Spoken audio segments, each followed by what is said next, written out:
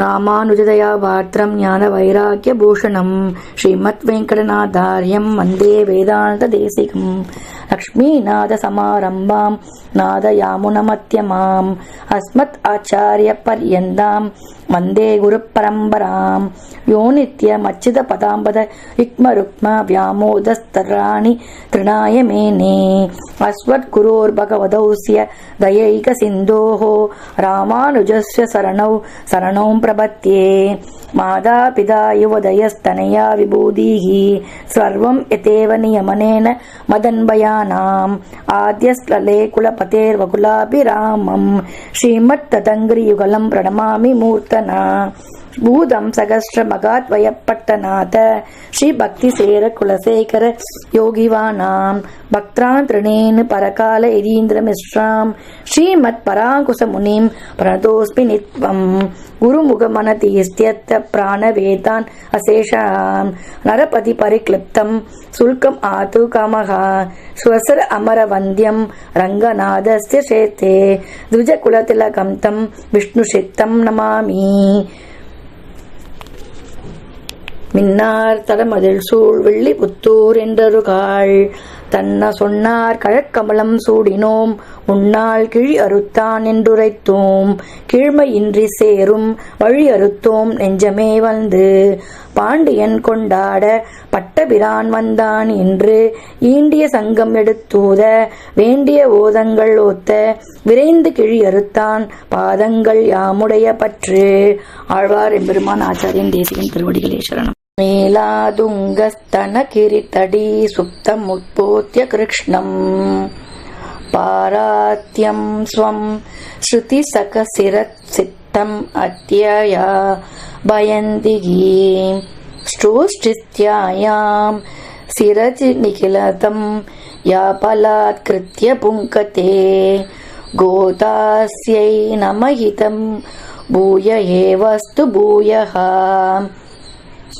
அன்னவயல் புதுவை ஆண்டாள் அரங்கற்கு பண்ணு திருப்பாவை பல்பதியம் இன்னிசையால் பாடிக் கொடுத்தாள் நற்பாமாலை பூமாலை சூடிக் கொடுத்தாலை சொல்லு சூடிக் கொடுத்த சுடர்கொடியே தொல்பாவை பாடி அருளவல்ல பல்வளையாய் நாடினி வேங்கடவர்க்கு என்ன விதி என்ற இம்மாற்றம் நான் கடவா வண்ணமே நல்கு. வணக்கம் நேயர்களே, தனுர் மாசத்துல தொடர்ந்து பாசுர விளக்கங்களை பார்த்துட்டு வரும். இந்த லௌகீக வாழ்க்கைக்கு எப்படி நமக்கு கனெக்ட் பண்ணிக்கலாம், அந்த கனெக்ஷன் மூலியமா நம்மள நாம எப்படி மேம்பாடு அடைய செஞ்சுக்கலாம் அப்படின்றது தான் ரொம்ப சுலபமா நம்ம பார்த்துன்னு வந்துட்டு இருக்கோம். இன்னைக்கு 9ஆம் நாள் பாசுரத்தை மாமன் மகளை எழுப்பிட கண்ணன் புகழை பாடுவோம் அப்படின்ற, அதாவது மாமன் மகள், அதாவது இங்க இந்த பாசுரத்துல அத்தை உறவு, மாமா உறவு, அத்தை மகன் உறவு, மாமன் மகள், இந்த மாதிரியான உறவுகளுக்கெல்லாம் முக்கியத்துவம் என்ன அப்படின்றத சொல்லி அதோட அந்த மாமன் மகளை நம்ம எப்படி எழுப்ப போறோம் அப்படின்றத அவ சொல்றா. தூமணி மாடத்து சுற்றும் விளக்கேறிய தூபம் கமழ துயில் அணைமேல் கண் வளரும் மாமன் மகளே மணிக்கதவும் தாழ்திரவாய் மாமீர் அவளை எழுப்பீரோ உன் மகள்தான் ஊமையோ அன்றி செவிடோ அனந்தலோ ஏம பெருந்துயில் மந்திரப்பட்டாளோ மாமாயன் மாதவன் வைகுந்தன் என்றென்று நாமம் பலவும் நவின்றேலோ ரெம்பாவாய் அப்படின்னு சொல்லி சொல்றா. தூமணி மாடத்து சுற்றும் விளக்கிரிய தூபம் கமழ துயில் அணை மேல் கண் வளரும் அப்படின்னா ஒரு பாசுரத்துல எப்படி இந்த இயற்கையா இருக்கக்கூடிய சூரியன், நட்சத்திரம், வானம், மேகம், இந்த மாதிரி ஒண்ணு எப்படி கண் வளர எழுந்துருக்கு, இருட்டு விலகி எப்படி அதிகாலை பொழுது எப்படி புலந்து கொண்டு வந்துருக்கு அப்படின்றத நம்ம கடந்த 8 பாசுரத்துல பார்த்தோம். இந்த 9வது பாசுரத்துல 8வது பாசுரத்துல என்ன பண்ணுது, கீழ்வானம் வெள்ளன்ற அப்படின்னா பொழுது விடிஞ்சு போச்சு, வெளிச்சம் வந்துடுத்து அப்படின்னு சொல்லிட்டா அந்த 8வது பாசுரத்துல. ஸோ இந்த 9வது பாசுரத்துல என்ன பண்றான்னா, தூமணி மாடத்து சுற்றும் விளக்கேறிய தூபம் கமழ துயில் அணை மேல் கண் வளரும், அதாவது அந்த வாசல்ல இருட்டு வெளிச்சம் வேணும் இல்லையா, அதுக்காக எல்லாரும் என்ன பண்ணுவான்னா ஆத்து வாசல்ல வந்து விளக்கேற்றி வைப்பா. அப்பெல்லாம் எலக்ட்ரிசிட்டிலாம் கிடையாது. சுவிட்ச் போட்டுனே மின்சாரம் வந்து அப்படியே லைட் எரியறதுக்கு. இந்த விளக்குகள் தான், அகல் விளக்குகள் தான் வெளிச்சத்தை வந்து கொடுக்கும். அதனால எல்லாரும் வாத்து துளசி மாடத்துல, வாசல்ல, ரேழியில, கூடத்துல இந்த மாதிரி விளக்கேற்றி வச்சிருப்பா. அந்த விளக்கு வெளிச்சத்துல உன்னுடைய ஸ்பரிசமான மேனியிலிருந்து அழகான வாசனை வருகிறது. அது தவிர வாசனை திரவியங்கள் எல்லாத்தையுமே வந்து அவ ஏற்றி வச்சிருக்கா. என்னன்னா வாசனை திரவியங்கள் ஏற்றி வச்சிருக்கான்னு என்ன அர்த்தம்? சூரியன் வந்துடுத்து, பனி வந்து விலகின்னு இருக்கு. அந்த மிருகங்கள் பறவைகள் எல்லாரும் மேயறதுக்கு வந்து கிளம்பியாச்சு. அந்த ஒளி ஓசைகள் எல்லாம் கேட்கறது. இது எல்லாத்துக்கும் நடுவில் என்ன இருக்குன்னா, அந்த இலைகள், மலர்கள் இதெல்லாம் வந்து மெதுவா கண்களை வந்து சிறந்து பார்க்கின்றது. அப்படி வரும்பொழுது வண்டுகள் வந்து அந்த மரகந்தம், அந்த தேனை வந்து உயரத்துக்கு வருது. அதனால அந்த மரகந்தத்திலிருந்து வாசனை திரவியங்கள் வந்து பரவி வருகின்றது. ஸோ அதனால அவ்வளோ வாசனையா இருக்கான். ஸோ எவ்வளோ அழகா விளக்கம் சொல்றா பாருங்க, எவ்வளோ ஸ்டெப் பை ஸ்டெப். இதுதான் ப்ராசஸ் அப்படின்றது. வெறுமா வந்து நம்ம வந்து மேலோட்டமா வாசனை வருது அப்படின்னு சொல்லலாமே, அவ அப்படி சொல்லல. இந்த மாதிரி இருட்டு விலகிறது, வெளிச்சம் வருது, சூரியன் வருது, சந்திரன் மறையிறது, இப்படி ஒரு ஒன்று ஒன்னா ஸ்டெப் பை ஸ்டெப்பா அழகா குழந்தைய நடக்க வைக்கும்போது நம்ம எப்படி தத்தி அது காலை எடுத்து வைக்கும்போது நம்ம வந்து கையை பிடிச்சி அதுக்கு வந்து உதவுறோமோ, அந்த மாதிரி நம்ம வாழ்க்கைக்குள்ள வந்து நம்மள மேல உயர்த்துறதுக்கு ஒரு தாய் தன் குழந்தையோட கையை பிடிச்சிட்டு இருக்கிற மாதிரி நம்ம கோதை வந்து நமக்கு வந்து ஒரு அடியா நமக்கு வந்து சொல்லி கொடுக்கறா. அதனால்தான் இவ்வளவு அழகா பாசுரத்தையும் வந்து அனுபவிச்சு பாடியிருக்கா. தூமணி மாடத்து சுற்றும் விளக்கெரிய தூபம் கமழ துய் அணைமேல் கண் வளரும் மாமன் மகளே அப்படின்றா. ஏன் மாமன் மகளேன்றா? ஏன்னா மாமா பொண்ணுதான் அம்மங்கா, அத்தங்கா அப்படின்னு சொல்லுவோம். அத்தான், அம்மாஞ்சி அப்படின்னு நம்ம வந்து உறவுகளை வந்து சொல்லுவோம். இன்னைக்கு அந்த பேரெல்லாம் கிடையாது. அதனாலதான் மாமன் மகளே அன்னைக்காவ வந்து சொல்லிட்டா. ஸோ தனது தாய் மாமனுடைய மகள் பொண்ணை அவ வந்து எழுப்பறதுக்கு போறா.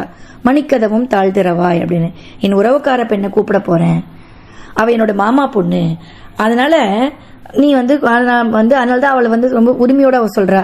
இந்த மாதிரி விளக்கெல்லாம் எரியறது, இதெல்லாம் எரிஞ்சின்றது, நீ இன்னமும் அறியாமையால தூங்கின்னு இருக்கியே அப்படின்னு வந்து அவ வந்து சொல்றா. உன்மகள் தான் ஊமையோ அன்றி செவிடோ. அப்புறம் மாமா கிட்ட கேட்கறா, மாமி கிட்ட கேட்கறா, என்னம்மா உன் பொண்ணுக்கு என்ன வாய் பேச வராதா, காது கேட்காதா, எதுவுமே அவளுக்கு தெரியாதா, இந்த மந்திரப்பட்டாலோ அப்படின்றா. ரொம்ப அதிகமாக சாப்பிட்டுட்டாலும் ஒரு மாதிரி மயக்கமா இருக்கும்.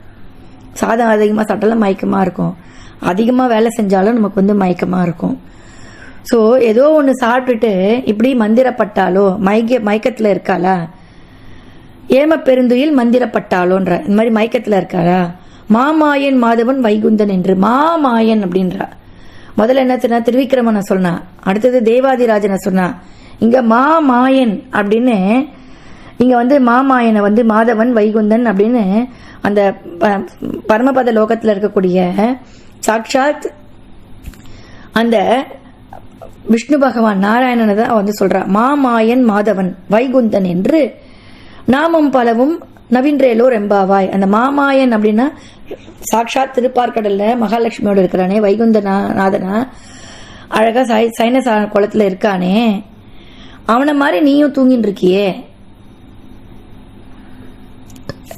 எப்படி அவன் வந்து திருப்பார்கடல்ல படுத்துட்டு இருப்பானோ, சயனிச்சுட்டு இருப்பானோ, அதே போல நீயும் சயனிச்சுட்டு இருக்காயே அப்படின்னு அர்த்தம் எடுத்துக்கலாம். இல்லைன்னா மாமாயன் வைகுந்தத்துல இருக்கானே சாட்சாத் அந்த நாராயணன், அவனை தான் நம்ம வந்து நோன்பு எடுக்கிறோம், அவனை தான் சேவிக்க போறோம், இது தெரியாம இப்படி அறியாமையில தூங்கின்னு இருக்கியே அப்படின்னு நம்ம வந்து இதுக்கு பொருள் வந்து விளக்கம் எடுத்துக்கலாம். தூய மணிகளை கொண்ட மாளிகையில் எங்கும் தீபங்கள் ஒளி வீச நறுமணம் கமிழும் படுக்கையில் உறங்கும் மாமன் மகளே அப்படின்னு எளிய விளக்கமா நம்ம எடுத்துக்கலாம். மாணிக்க கதவை திறந்திடு,